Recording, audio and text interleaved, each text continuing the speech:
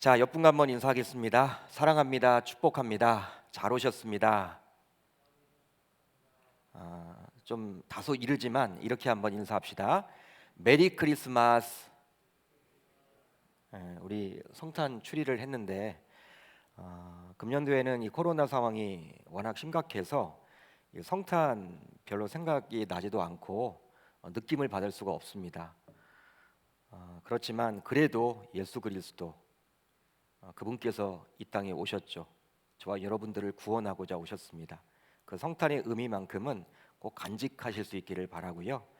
오늘 말씀은 바로 기름 부으심이란 제목인데요. 기름 부었다, 바로 어노인팅인데 이러한 내용을 가지고 또 하나님의 음성을 듣고 돌아갔으면 좋겠습니다. 세계적인 명지휘자가 있습니다. 바로 이탈리아의 토스카니니라는 사람인데요. 바로 이 지휘자예요.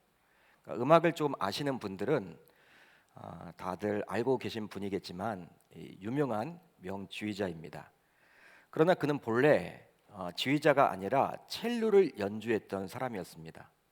그러니까 첼로라는 악기 아시죠? 그 악기를 연주했던 사람이었죠. 그러나 그는 약점을 가지고 있었는데 이렇게 근시를 알았다 그래요. 근시. 가까이 있는 것들을 이렇게 보질 못하는 거예요. 그러다 보니까 이 악보를 다 외웠다고 합니다. 첼로를 여러분 연주하기 위해서 이제 첼로 악보가 있을 거 아니에요.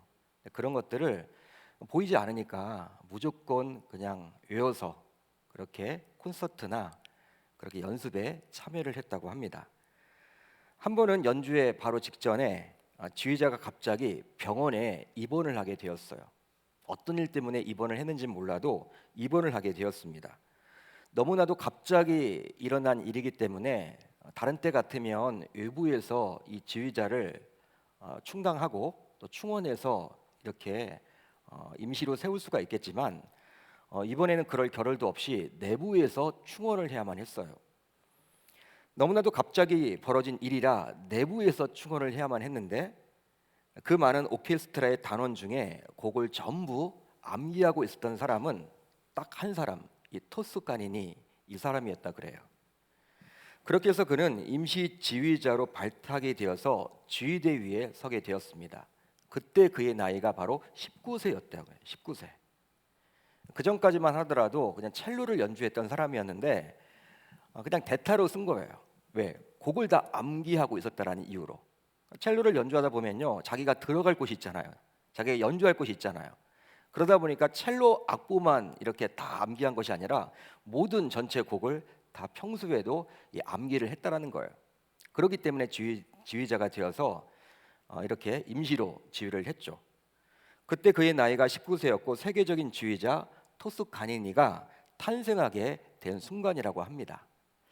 우리가 이런 이야기를 듣게 되면요, 무엇을 좀 떠올릴 수가 있습니까? 역시 삶에서 중요한 것은 준비다. 준비를 해야만 해. 준비된 자에게는 기회가 오는 것 같아. 미래는 준비하는 자의 것이야. 이렇게 사람들이 이야기를 하죠. 준비가 중요하다. 아마 여러분들도 동의하실 거예요. 이렇게 우리들이 살아가는 세상에서 무언가에 대한 준비는 대단히 중요합니다. 예를 들어 보면 생사가 오가는 전쟁의 경우에도 보다 준비를 많이 하는 쪽이 전쟁에서 승리를 거둘 확률이 높아질 거예요. 또 최고 통치자, 한 나라의 최고 통치자는 대통령 아닙니까? 대통령이 되려고 하는 자는 사전에 여러 준비를 해야만 선거에서 보다 유리한 고지에 오를 수도 있겠죠. 이제 이번 주 목요일에는 수능 시험을 보게 되는데 이 수학능력평가 시험 대단히 중요한 시험 아닙니까? 평소에 준비를 잘 해온 학생들이 더 유리할 것이라고 우리가 생각해 볼 수가 있겠죠. 이러다 보니 우리들은 무언가의 준비를 위해서 최선을 다합니다. 시간을 들이고 또 물질을 들여서 준비를 하죠. 중고등학교 학생들은요, 학원에 주로 다니잖아요. 학원에 왜 다닙니까? 좋은 대학에 가기 위한 준비예요. 준비다. 취업 준비생들도 학원에 다니고 또 열심히 공부를 합니다. 그 이유는 바로 취업을 하기 위한 준비 과정이라고 볼 수도 있겠죠. 이렇게 세상 일만 그런 것이 아니라 심지어는 교회에서 하게 되는 여러 사역도 사전에 준비를 하곤 해요. 교회 사역이라고 해서 그냥 뭐 대충 하는 것이 아니라 어떤 준비도 없이 열의만 가지고 해서는 곤란하고요. 철저한 준비가 있어야만 합니다. 목회자인 저 자신도 무엇을 하든지 준비는 반드시 필요하다, 그렇게 여기는 편이에요. 저도 스타일이 그래서 그냥 뭐라고 해야 될까요? 아무 준비가 없이 그냥 즉흥적으로 하는 것 저 별로 이렇게 좋아하진 않거든요. 무엇 하든지 간에 사전에 미리 정보도 얻고 미리미리 계획을 세워서 하는 것들을 좋아하지, 즉흥적으로 하는 목회자들도 있지만 저 자신은 그런 목회 스타일을 제가 해오지 않았습니다. 저는 준비가 필요하다고 여기는 목회자 가운데 한 사람이에요. 그렇다면 하나님께서 일꾼으로 부르신 저와 여러분들은 무엇을 가장 우선적으로 준비를 해야만 할까요? 어떤 분들은 하나님의 일꾼, 목사님은 하나님의 일꾼이지만 나는 평신도일 뿐인데 무슨 하나님의 일꾼이야? 이렇게 저에게 반문할지 모르겠지만 그렇지 않습니다. 하나님이 저와 여러분들을 구원시켜 주신 목적이 있죠. 바로 교회를 통해서 하나님 나라 확장 일을 하도록 하기 위한 목적이에요. 단순히 하나님께서 저와 여러분들을 왜 구원을 시켜 주셨을까? 하나님의 일꾼으로 불러 주시기 위해서 우리를 구원시켜 주신 것이죠. 그렇기 때문에 우리들은 모두 다 일꾼인데, 일꾼으로서 우리는 가장 우선적으로 무엇을 준비해야만 할까? 이 연말을 앞두고 있는데 한번 그 부분에 대해서 한번 살펴보겠습니다. 특별히 지난주에 이어서 오늘도 이제 교회 일꾼을 뽑는 중직자 선거가 있고요. 이미 일꾼이 되신 분들도 계시고, 또 구원받았기에 하나님의 자녀이기에 하나님의 일꾼으로 살아가야 하는 모든 성도라면, 이 청년이라면 이 질문에 대한 답을 분명히 가지고 있어야 하는 거예요. 여러분, 하나님이 나를 왜 불러주셨습니까? 나를 왜 이 교회에 다니도록 해주셨습니까? 또 일꾼으로 삼아 주셨습니까? 그 이유를 우리가 알아야만 하는 것이죠. 오늘은 그 부분에 대해서 한번 살펴보겠습니다. 자, 이제 10장 1절을 보면요, 이렇게 기록이 되어 있죠. 사울은 기름 부음을 받게 되는데 바로 다음의 내용이에요. 이에 사무엘이 기름병을 가져다가 사울의 머리에 붓고 입맞추며 이르되 여호와께서 내게 기름을 부으사 그의 기업의 지도자로 삼지 아니하셨느냐. 이 구절을 잘 보시면요, 사무엘이 사울에게 기름을 부었습니다. 사무엘이 사울에게 기름을 부었는데 하나님께서 사울에게 기름을 부었다라고 사무엘은 지금 사울에게 이야기를 하고 있어요. 따라서 사람이 기름을 부으나 그 기름을 붓는 주체는 사람이 아니라 누구라는 거예요? 여호와 하나님. 하나님이 기름 부으신다라는 것이죠. 실제 구약 성경에는 제사장과 선지자와 왕의 경우에는 하나님께서 친히 기름을 부었다라고 기록이 되어 있습니다. 바로 그 기름을 부음으로 하나님께서 친히 세우셨음을 강조해 주고자 하는 것이죠. 한번 생각을 해보세요. 제사장 직분, 선지자 직분, 왕이라는 직분, 여러분 공통적인 것이 무엇입니까? 대단히 중요하죠. 중요한 역할이에요. 선지자 얼마나 중요한지 몰라요. 그 시대를 깨우는 거죠, 영적으로. 왕은 통치자 아닙니까? 현실 세계 통치를 하는 역할이에요. 제사장은 하나님과 이렇게 사람들을 연결하는 역할입니다. 셋 다 중요한 역할이기에 하나님께서 친히 기름을 부었죠. 한편 이제 오늘 본문을 보게 되면 사무엘은 하나님을 대신하여 사울의 머리에 기름을 부었는데요, 이렇게 미리 머리에 기름을 붓는 것은 당장 왕이 되는 것은 아니지만 장차 이스라엘의 왕이 될 것이라고 사울에게 약속을 해주고 있는 거예요. 실제로 사울이 왕이 되기 위해서는 당시 백성들의 제비뽑기가 필요했고 또 백성들의 이렇게 승인을 받아야만 했습니다. 만약에 사울이 기름 부음 없이 백성들이 투표를 해가지고 제비를 뽑았고 또 백성들의 승인, 환호성으로 왕이 되었다고 칩시다. 그렇게 되면 사울의 입장에서는요, 누가 자신을 왕으로 세워준 거예요? 하나님이 아니라 누가 세웠습니까? 백성들이 세웠다라고 여기기 쉽잖아요. 왜? 백성들이 투표를 했고 제비를 뽑아가지고 사람들이 승인을 했기 때문에 야, 백성들에게만 잘하면 되겠다, 그렇게 여길 거란 말이에요.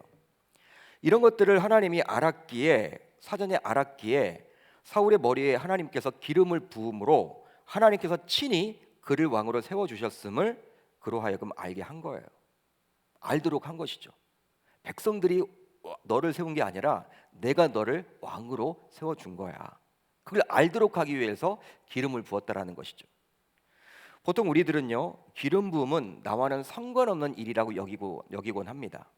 기름 부음은 목사님과 같은 주의 종들에게나 필요한 것이지, 또 구약 시대나 있었던 것이지, 신약 시대를 살아가는 지금은 나는 평신도인데, 나는 청년에 불과한데 내가 무슨 기름 부음?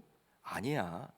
목사님은 그래, 목회자가 되려면 뭔가 소명 의식이 있어야 하고 하나님의 기름 부음 없이는 할 수가 없기 때문에 목사님은 기름 부음이 있을 거야. 그렇지만 나는 아니지. 나는 평신도인데. 대부분의 분들이 이렇게 생각하기 쉬워요. 그렇지만 여러분들 모두 그런 눈에 보이는 예식적인 기름 부음은 아니더라도 이미 기름 부음을 모두 받았습니다. 여러분 동의가 되시면 아멘 해보세요. 잘 안 되시죠? 여러분 그렇다면 우리가 어떤 기름 부음을 받았습니까? 바로 성령의 기름 부음을 받은 거예요. 2000년 전 예수님께서 십자가에 달려 죽으셨습니다. 그리고 부활하셨어요. 2000년 전 팩트의 사건이에요. 진짜 벌어졌던 사건입니다. 그런데 그 사건이 나를 위해서 십자가에 달려 죽으셨다라는 거예요. 예수님이 나를 구원하기 위해서, 죄인된 나를 구속하기 위해서 그분께서, 죄가 없으신 그분께서 십자가에 달려 죽으셨고 3일 만에 부활하셨다. 이것이 내 사건으로 믿어진다면, 받아들여진다면 그것이 바로 영접입니다. 영접하는 자, 곧 그 이름을 믿는 자들에게는 하나님의 자녀가 되는 권세를 주셨다라고 요한복음에서 기록을 해주고 있죠. 그렇기 때문에 그게 믿어지면요, 그 순간 예수의 영인 성령님이 내 마음속에 내주하게 됩니다. 내 마음속에 성령님이 와 계세요. 그분은 떠나지 않습니다. 한 번 오신 그분이 쉽게 떠나지 않아요. 이제 하나님의 자녀로서 우리가 구원을 받게 되고 천국에 가게 되는 것이죠. 그게 구속사적인 역사예요. 그러기에 하나님의 자녀라면요, 이미 성령의 기름 부음을 받게 된 거예요. 오늘 밤 내가 죽어도 천국에 간다라는 확신을 가지고 있다면 이미 우리들은 성령의 기름 부음을 받은 것이죠. 그러기에 오늘 말씀은요, 신약 시대를 살아가는 저와 여러분들 모두에게 주신 말씀입니다.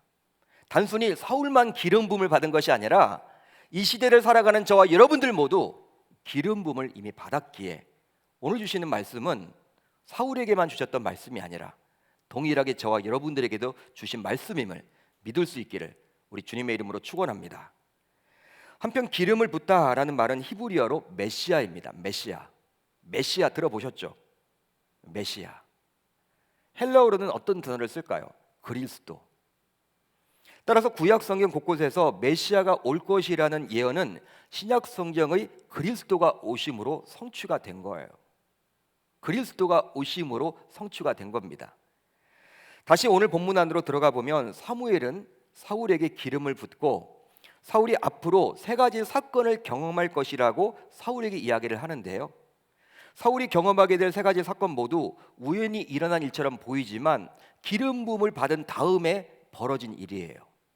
그러기에 하나님께서 뭔가 목적이 있기에 기름 부은 다음에 기름 부음을 받은 사람들이 어떻게 어떤 자세를 가지고 살아가야 할지, 그리고 기름 부음의 의미가 과연 무엇인지 그 부분에 대한 답을 제공해 준다라고 볼 수 있습니다. 이제 기름 부음을 받고 사울은 사무엘을 떠나게 되었어요. 말씀을 보게 되면 그런 내용이 나오죠. 베냐민 경계 셀사에 있는 나엘의 묘실 곁에서 사울은 2사람을 만나게 되는데요, 2사람을 만나요. 그런데 이 2사람은 사울에게 다음과 같은 말을 합니다. 제가 읽어드릴게요. 내가 찾으러 갔던 암나귀들은 찾은지라. 내가 찾으러 갔던 암나귀들을 찾은지라. 이런 말을 합니다. 2사람이 사울에게. 본래 사울은 아버지의 암나귀들을 찾기 위해서 아비의 집을 떠났죠.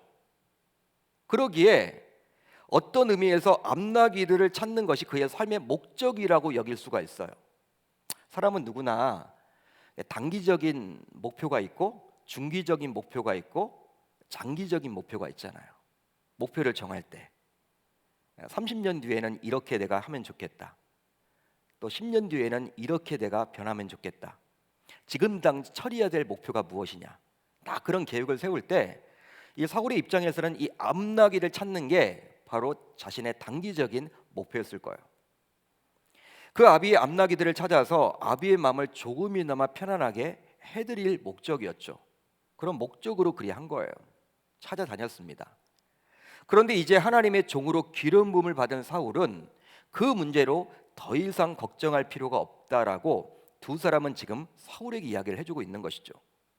쉽게 말하면 이제 하나님의 자녀요, 하나님의 백성으로 기름 부음을 받았기에 자신이 지금까지 해왔던 염려, 걱정, 근심의 원인으로부터 자유해야 한다라는 거예요. 무엇 때문에 사울이 염려했습니까? 무엇 때문에 걱정했습니까?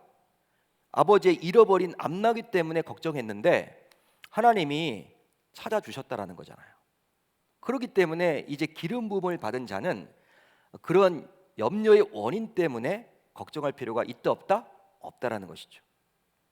실제로 집 나간 암나귀들을 찾고자 사울이 열심을 다했습니다. 열심히 찾아봤어요. 여러 사람들을 만나봤습니다. 이곳저곳 오랜 기간 동안 다녀봤습니다. 그렇지만 사울은 결코 찾지 못했죠. 즉 자신의 힘으로는 불가능했단 말이에요. 그러나 친히 하나님께서 그 암나귀들을 모아서 찾아주셨죠. 하나님이 해주신 거예요.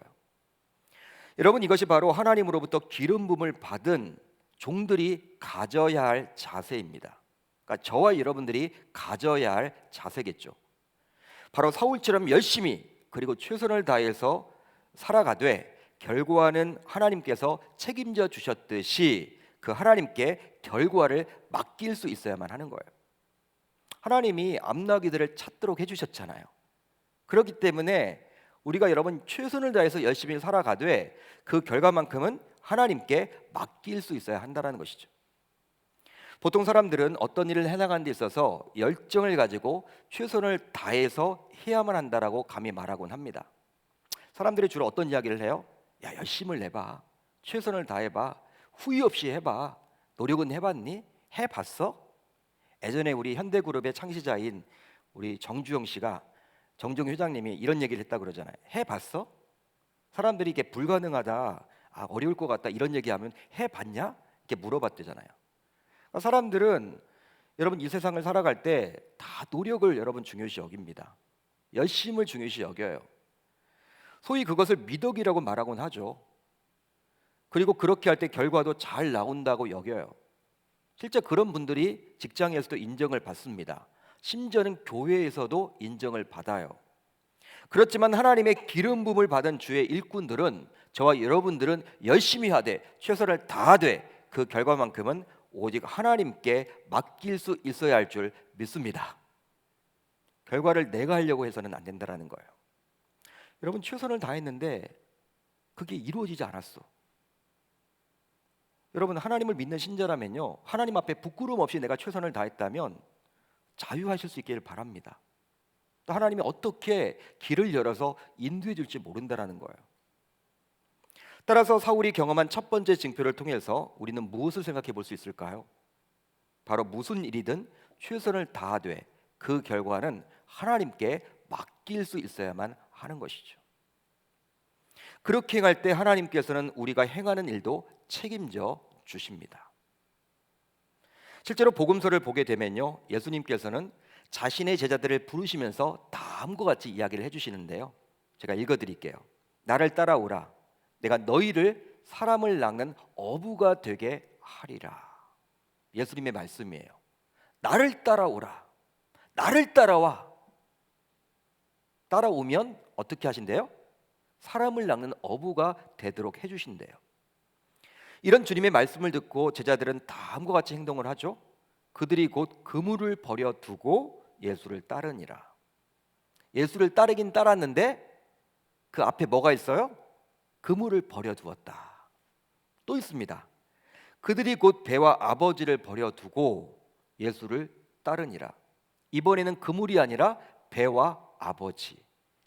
이 구절에서 제자들이 말하고 있는 그물, 배, 그리고 아버지는 보통의 사람들이 추구하는 삶의 목적이라고 여길 수 있습니다.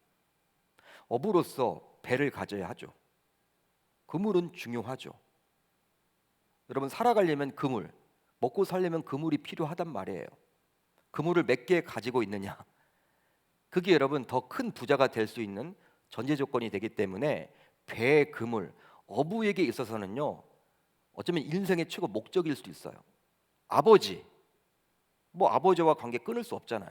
중요한 관계죠. 실제로 이러한 것들 때문에 많은 사람들이 염려하고 걱정하고 스트레스도 받습니다. 그러나 제자들은 이제 주님의 의도를 알았기에 그물, 배, 그리고 아버지 때문에 더 이상 속상하고 염려하고 걱정하지 않겠노라고 결단했던 거예요. 바로 그것조차도 오직 하나님께 맡기겠다라는 신앙의 결단이죠. 제자들이 문자적으로 그물, 배, 그리고 아버지를 진짜 모른 척 버리셨을까요? 여러분, 버렸을까요? 아버지를? 그렇지 않죠. 사복음서를 보게 되면 어떤 게 나옵니까? 이 베드로는 장모님이 계셨잖아요. 이미 결혼을 했던 것 같아요. 장모님이 이제 열병이 나자 예수님이 그 집에 가서 장모의 병을 고쳐주시잖아요. 여러분, 정말 문자적으로 이 버렸다면, 아버지를 버려버렸다면 그런 일이 일어날 수가 없겠죠. 이건 문자적으로 보시면 안 되는 거예요. 바로 무엇이냐? 지금까지는 자신의 열심만으로 그런 것들을 위해서 살아왔다면 이제부터는 주님께 그것조차도 맡기겠다라는 믿음의 표현이라 할 수 있습니다. 중요한 거, 즉 배, 그물, 아버지조차도 주님께 맡길 수 있는 거, 그러니까 심지어 자녀조차도 주님께 맡길 수 있는 거, 나의 미래조차도 주님께 맡길 수 있는 거. 그러기에 이미 기름 부음을 받아 하나님의 자녀요 일꾼으로 세워진 저와 여러분들 모두 이제 무슨 일이든 최선을 다해서 열심히 해나갈 수 있기를 바라며, 그 결과는 하나님께 전적으로 맡길 수 있어야 할 줄 우리 주님의 이름으로 축원합니다. 축원합니다. 즉 세상의 일이든 교회의 일이든 어떤 일이든 과정은 최선을 다하세요. 진짜 열심히 한번 살아보세요. 그러나 그 결과는 주님께 온전히 맡길 수 있어야 하는 것이죠. 하나님의 입장도 이 아버지 입장과 비슷하다라고 저는 생각을 해보거든요. 저희도 자녀가 있잖아요. 중3인데 이제 큰애가 정말 열심히 공부하면 뭐 열심히 공부했는데 성적이 안 나오면 어떡해요? 뭐 어떡해? 대부분의 부모님들이 어떤 마음이에요? 열심히 안 해서 문제지, 자녀가 좀 해보면 좋은데 정말 최선을 다해서 공부를 하면 뭐 성적이 안 나오면 어떡해요? 해보지도 않았는데. 그게 부모님의 마음이 속상한 거죠. 하나님도 그렇다라는 거예요. 이제 사울이 경험한 두 번째 징표, 바로 오늘 본문 3절에서 4절이 나옵니다.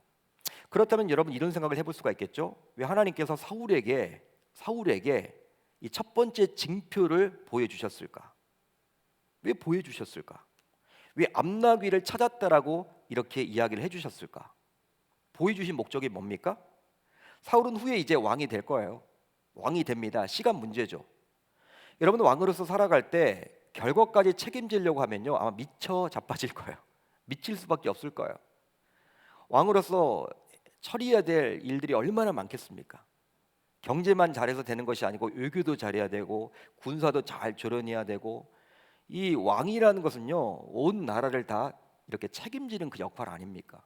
책임자 아니야, 책임자. 그러니까 자기가 여러분 그거 하려고 하면요 스트레스로 아마 뭐 몇 년 가지 못할 거예요. 왕으로서 세워졌을 때 최선을 다해서 살아가되 그 결과만큼은 나에게 맡겨라, 이런 마음으로 하나님께서 지금 첫 번째 징표를 보여준 거예요. 이제 두 번째 징표가 바로 3절 4절에 나오는데, 사울은 이제 베델로 올라가는 세 사람을 만나게 됩니다. 첫 번째 징표에서는 두 사람이 나오는데 두 번째 징표에서는 세 사람이 나와요. 베델의 본래 지명은 루스라는 곳인데 이곳은 하나님께서 야곱이 가장 힘들 때 직접 찾아와서 만나 주신 곳이었어요. 야곱이 하나님을 만나고 난 다음에 이제 평안을 얻고 그곳에 제단을 쌓습니다. 그래서 하나님 앞에 예배를 드렸죠. 그러기에 이스라엘 백성들에게는 유서 깊은 곳이라고 감히 말할 수 있습니다. 따라서 본문에서 베델로 올라가는 세 사람은 분명히 예배자라고 여길 수가 있어요. 예배자다. 그들이 염소 새끼 세 마리를 이끌고 간 것으로 보아서 아마도 희생 제사를 드리러 간 것이겠죠. 희생 제사. 그런데 그 세 사람은 사울에게 다음과 같이 행동을 하게 돼요. 그들이 내게 문안하고 떡 2덩이를 주겠고 너는 그의 손에서 받으리라. 떡을 준다라는 거예요. 이 세 사람이 떡을 준다라는 거예요. 그들은 사울에게 떡 2덩이를 주게 될 텐데요. 그런데 문제가 있습니다. 바로 이 떡이 우리가 생각하는 그런 떡이 아니라는 거예요. 바로 한마디로 진설병입니다. 진설병. 바로 예배자들이 희생제사를 드리러 가면서 지참한 것으로 보아서 이 떡은 진설병이라고 감히 말할 수 있습니다. 진설병이에요. 실제로 이 진설병은 기름 부음을 받았던 제사장과 왕만이 먹을 수가 있습니다. 일반 백성들은 먹을 수 없어요. 사무엘상 21장 이하를 보게 되면 다윗이 사울 왕을 피하여 도망 다니다가 이제 배고파졌어요. 도망을 다니다 보니까 허기가 졌어. 그때 높당에서 제사장 아히멜렉으로부터 이 진설병을 받아서 다윗이 먹게 됩니다. 비록 이 사건은 우연히 벌어진 일처럼 보이죠? 배고프니까 그 진설병을 줬으니까 먹었다, 이렇게 여러분 이야기할 수 있겠지만 그렇지 않아요. 바로 사울 왕으로부터 쫓김을 당하고 있는 다윗을 하나님께서 이스라엘 왕으로 세우겠다라는 의지의 표현입니다. 이제 너는 왕이야. 이제 너는 왕이야. 그거를 보여준 거예요. 이 진설병은 아무나 먹을 수 없거든. 다윗이 그때 먹었다라는 것을 통해서 이제 사울의 시대는 가고 다윗의 시대가 되었다. 이것을 하나님께서 보여준 것이죠. 따라서 오늘 본문에 나오는 사울도 3명의 예배자를 통해서 이 진설병을 받게 되었다라는 것은 하나님께서 그를 왕으로 세우고자 기름을 친히 부어주셨음을 보여주는 징표입니다. 그러기에 기름 부음을 받은 하나님의 자녀로서 하나님의 일꾼들인 저와 여러분들은 하나님께서 자녀로 삼아주셨고 일꾼으로 세워주셨음을 반드시 기억해야 할 줄 믿습니다. 나로 하여금 구원시켜 주셨잖아요. 내가 잘나서 구원을 시켜주신 것이 아니라는 것이죠. 하나님이 나를 자녀로 삼아주셨는데 하나님의 전적인 뜻 가운데 그분이 해주셨다는 사실이에요.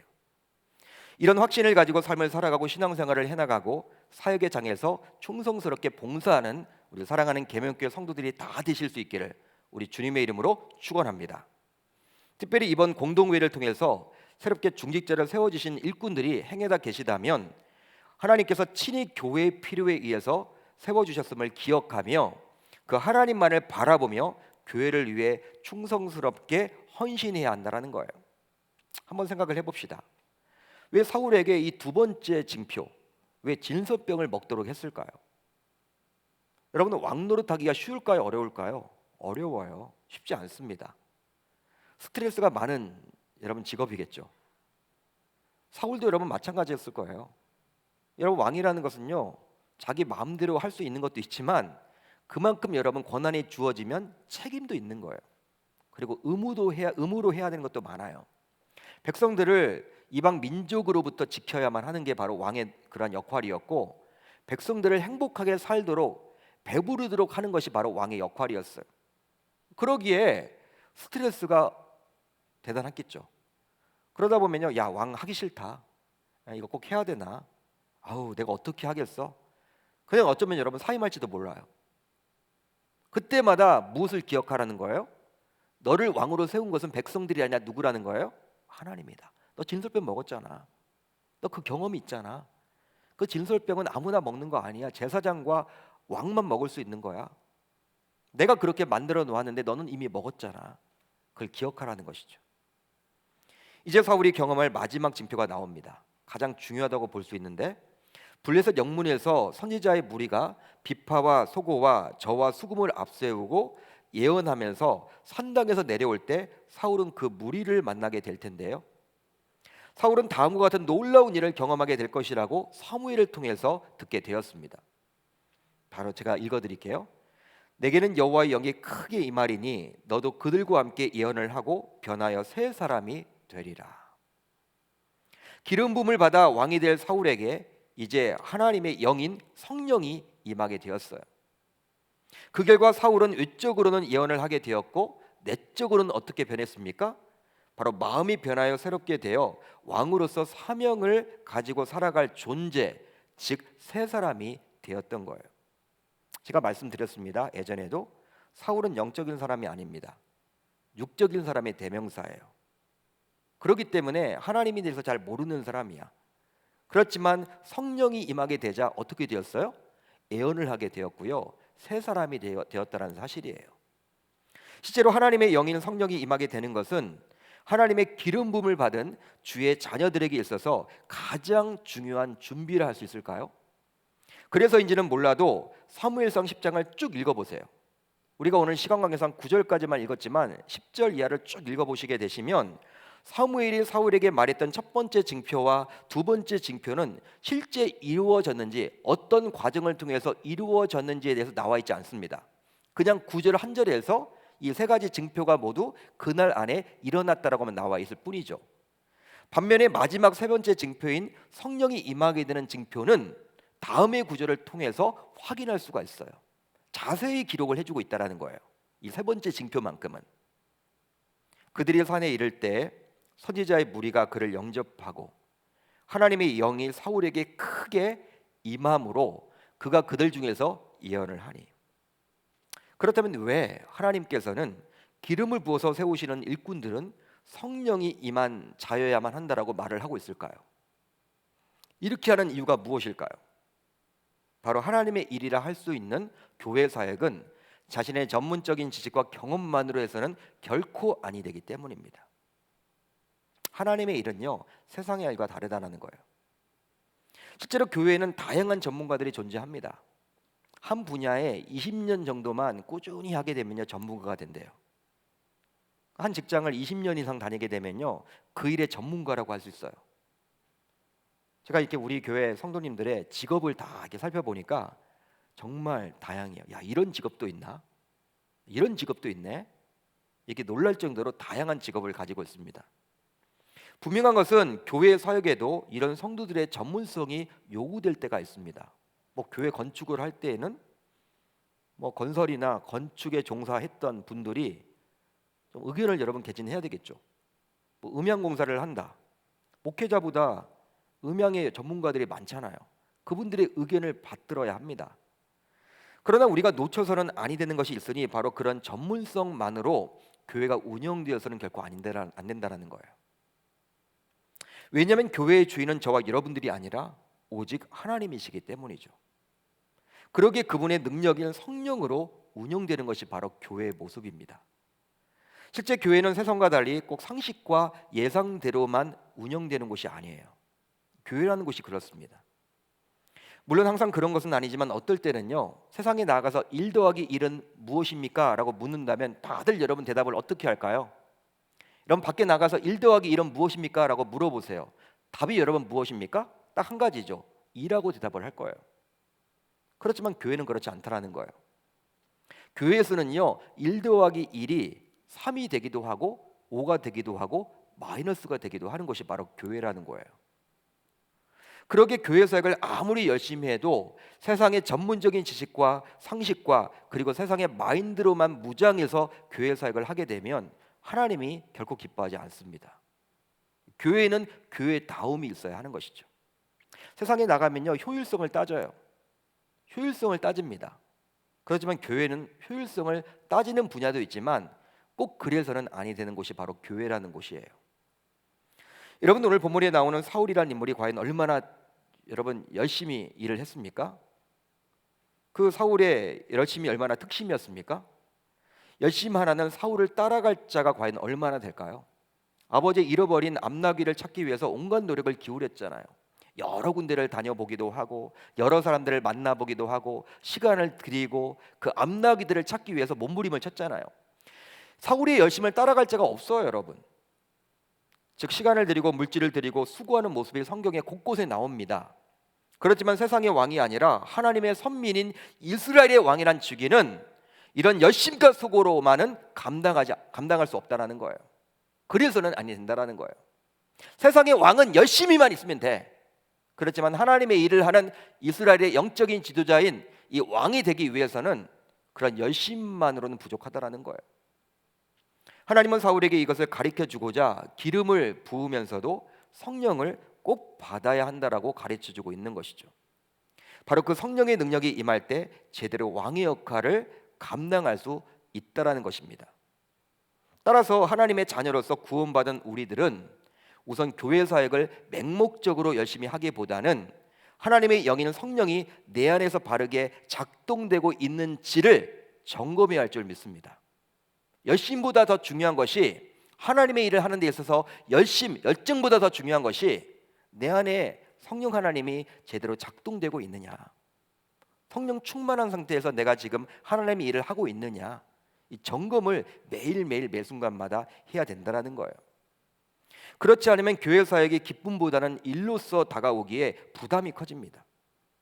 연말만 되면 청년들도 마찬가지겠지만 이 장년들도 교회에서 해왔던 사역들을 안 하겠다라는 분들이 생겨납니다. 어느 교회나 그래요. 근데 금년들은 좀 더 심한 것 같아요. 왜? 코로나로 인해서 우리 예배가 무너졌고 우리의 영성이 다 무너져 있거든. 안 하겠다는 사람들이 더 많아요. 얼마나 많은지 몰라요. 부담감이 여러분 생겨서 안 하겠다라는 거예요, 한마디로. 그렇다고 해서 부담감 때문에 교회 사역을 그만두게 되면 그분이 과연 행복하다고 말할 수 있을까요?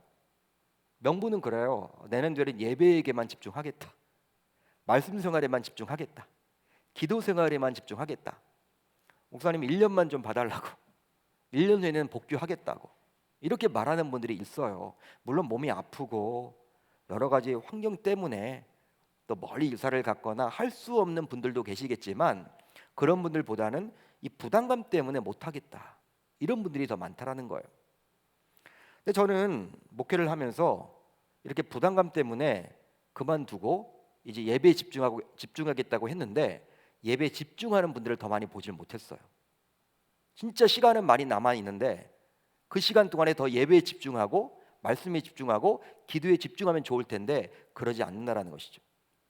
부담감이 있지만 교회 사역을 통해서 한 번이라도 교회에 더 나올 수가 있고요, 말씀을 들을 수 있는 기회가 있고요, 그러다 보면 처음에는 힘들고 어려워도 또 은혜 받을 때 은혜를 받을 수 있기에, 저는 이 부담감이 있어서 못하겠다 이런 분들에게 권면을 드리고 싶은 것은 무엇이냐면, 한번 왜 부담감이 생겼는지 자신의 그러한 신앙을 점검해보고 내 안에 있는 성령 하나님께서 충만하게 작동하고 있는지를 점검해야 된다라는 그 사실이에요. 그 부분을 우리가 놓쳐서는 안 되는 것이죠. 실제로 하나님께서 부어주시는 성령의 능력으로 교회 사역을 감당해 온 분들은요, 오랜 시간 동안 여러 사역을 해왔지만 기쁨과 감사함으로 더 잘 섬기려고 합니다. 이전 교회에서 나이가 70이 넘으신 분이에요. 집사님 한 분인데 여러 사역을 하시는 거예요. 연말에 제가 전화를 드리면, 부교육자니까 제가 이렇게 안부 인사를 드리면요, 이분은 목사님 내년도에도 저 일을 하면 안 돼요? 이런 분이에요. 다른 분들은 서로 일을 안 하려고 막 하는데, 이분은 목사가 전화를 해서 이제 그만하십시오 일을. 근데 실질적으로 이분은 일을 할 뿐이 아니에요. 건강도 좋지 못하고 애도 봐야 하고 여러 가지 해야 될 것들이 많은데 좀 쉬셔도 좋을 것 같은데 그냥 기쁨이 있는 거예요. 성령 충만하기 때문에 그렇게 오랜 기간 동안에 여러 사역들을 감당함을 제가 직접 지켜보고 제가 박수를 막 쳐드렸어요. 그러기에 처음 설교를 시작하면서 드렸던 질문 무엇이었습니까? 하나님께서 일꾼으로 부르신 우리들은 무엇을 가장 우선적으로 준비하면 좋을까? 저와 여러분들 모두 하나님의 일꾼인데 무엇을 우선적으로 준비하면 좋을까? 이 질문에 대한 답은 한마디로 성령의 임재라고 할 수 있습니다. 성령의 임재인 거예요. 즉 성령의 기름 부음을 받은 자로서 항상 성령 충만하여 성령의 임재 속에서 자신에게 맡겨진 여러 사역들을 감당해 나가야 한다는 것이죠. 사울 왕에게 왜 이 세 번째 징조를 보여주셨을까요? 하나님께서 이 왕이라는 것은, 특별히 이스라엘의 왕이라는 것은 너의 열심으로만 되는 것이 아니라 나의 능력으로 된다는 거예요. 성령의 능력이 아니고서는 이 왕 노릇을 할 수 없다라는 것을 보여주고자 성령의 기름 부음 그 사건을 경험토록 한 것이죠. 따라서 저와 여러분들 모두 이미 기름 부음을 받은 자로서 하나님의 영인 성령의 능력으로 새 사람이 되어 주님께서 맡겨주신 그 사명을 잘 감당해 나아가겠노라고 결단하고 돌아갈 수 있기를 우리 주님의 이름으로 축원합니다. 축원합니다.